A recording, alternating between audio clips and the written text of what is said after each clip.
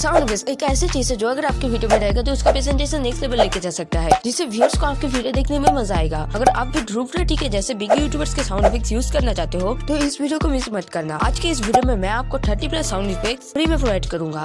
एक दिन तक रिसर्च करने के बाद मैंने आपके लिए तैयार करा है प्रोफेशनल साउंड इफेक्ट्स की ड्राइव फाइल। स्क्रीन में साउंड इफेक्ट्स प्ले होने के साथ आपको स्क्रीन में उसका नेम दिखेगा। पहले उसे नोट कर लो, देन ड्राइव फाइल को ओपन करके उन साउंड इफेक्ट्स को डाउनलोड कर लो और साउंड इफेक्ट्स के नेम नोट कर लो।